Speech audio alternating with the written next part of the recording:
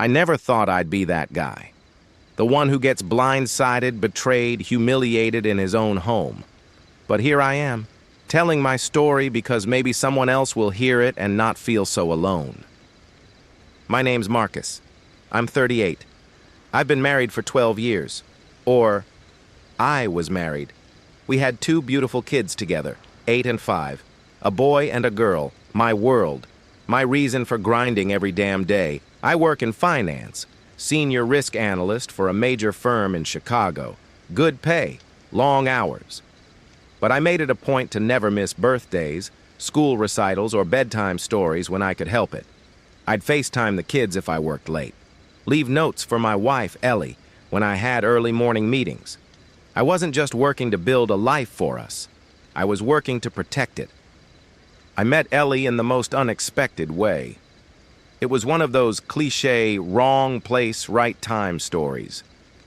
I was standing in line at a coffee shop one morning, half awake, trying to remember if I had my meeting notes in my briefcase. She was behind me, talking to her friend about a dog she was trying to rescue.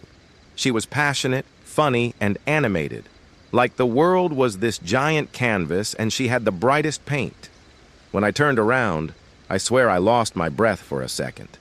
It wasn't just her looks, though yeah, she was beautiful. Blonde curls tied up in a loose bun, dimples when she laughed, the kind of eyes that looked like they knew secrets you'd want to spend a lifetime unraveling. But what hit me the hardest was her energy. It was magnetic, the kind of presence that made everything else fade out. I must have looked ridiculous, standing there like a deer in headlights with my half-empty coffee. But she smiled at me, wide and genuine. I said something dumb like, "Didn't know coffee shops serve sunshine now." She laughed, and I knew right then I was screwed. In the best way. We talked for almost an hour that day. Skipped work, got breakfast, talked about dreams, childhoods, music. She told me she wanted a life filled with joy and adventure. I told her I wanted to build something real. She said that sounded safe. I said, safe can be beautiful too. I meant every word. I fell for her fast. Fell hard. Everything she did felt like magic. From the way she bit her lip when she was nervous, to how she'd dance in the kitchen with no music playing. She made the world feel lighter. And I wanted to be the man who gave her that same feeling every day for the rest of her life. So when she said she wanted to be a stay-at-home mom, I backed her completely. We talked about the future like it was already ours. Ellie was a stay-at-home mom. We talked about it before we had kids. She said she wanted to be there for every milestone, every step, every scraped knee. And I respected the hell out of that. So I handled everything else. The mortgage, groceries, insurance, savings, even her spending habits that got a little excessive sometimes. She wanted to keep up with the other moms, brunches, shopping trips, yoga classes. I didn't say no. Ever. I just worked harder. And then there was Chris, my best friend since college. We were roommates freshman year. He was there when I met Ellie. In fact, he introduced us. We were tight, groomsmen in each other's weddings, godfather to my son. Chris was like a brother. I trusted him with everything. And that was my mistake. Looking back now, the signs were there. I just didn't want to see them. Chris was around our house a lot. At first, it made sense. He was Uncle Chris to the kids, single, great with them. He'd stop by when I was still at work, drop off things, help Ellie with house repairs. Sometimes he'd take her car to get serviced or bring coffee in the mornings. I thought he was just being helpful. What I didn't realize was that I'd handed my wife over to her affair partner without even knowing it. D-Day was a Wednesday. I remember that part clearly. I got a call that morning that one of my client meetings was rescheduled to Friday. That meant I had the whole afternoon open. I figured I'd surprise Ellie, maybe take her out to lunch, then swing by the school to get the kids together. Nothing big, just a small moment in the chaos. I walked in quietly. The car was in the driveway, so I knew she was home. I didn't announce myself. Thought maybe I'd catch her watching one of her trashy reality shows or napping. But instead, I caught something else. I opened the bedroom door and saw Ellie, my wife, riding Chris like a woman possessed. I froze, couldn't breathe. My knees damn near gave out. My heart was thundering so loud I was afraid they'd hear it. But they didn't. They were too busy, moaning and whispering to each other, saying things like, "He has no idea," and "I wish we could be together without all this hiding." I didn't go in. I didn't scream. I didn't punch anyone like the movies would have you think. I pulled out my phone, recorded everything, 5 solid minutes of betrayal. Then I backed out slowly, closed the front door, and sat in my car. I don't even remember driving home. The rest of that day is a blur. But I knew one thing. I couldn't confront her without a plan. She'd take the house, try to take the kids, and paint me as unstable. I'd lose everything, and I wasn't about to let that happen.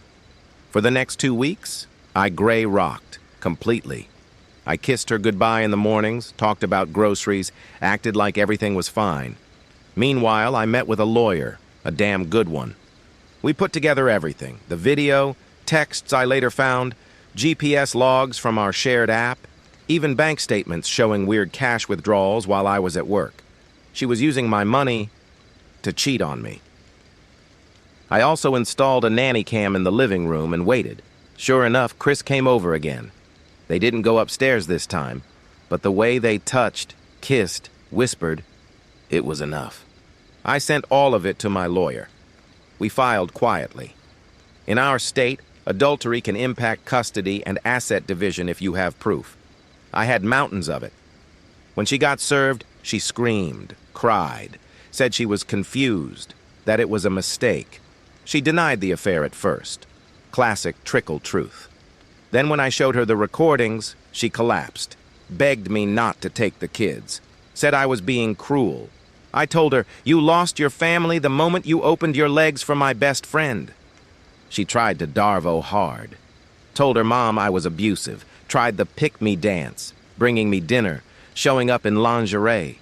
I recorded every interaction and kept NC as much as possible. Only spoke through my lawyer. Chris? His world blew up too. I sent the evidence to his boss. Turns out he was sleeping with a coworker too. He lost his job. Then I posted a vague but damning goodbye message on social media, tagging him without tagging him, if you know what I mean. The comments did the rest. Our mutual friends? Most cut both of them off. A few stayed neutral, which told me everything I needed to know. The divorce took 7 months. I got primary custody, kept the house, paid minimal spousal support thanks to the cheating evidence. The kids stay with me during the week. She gets every other weekend. The court didn't look kindly on ASAM, who cheated on her husband with his best friend in the marital bed. She's living in a 1-bedroom apartment now. Chris isn't around anymore. Shocking, right? Monkey Branch failed. Now she's been trying to work on herself. Sent me a letter apologizing, saying she misses what we had. I threw it away without reading the second page. It took me a while to feel normal again. I started therapy, started running, lost weight, cleaned up the house, focused on being the best dad I could be.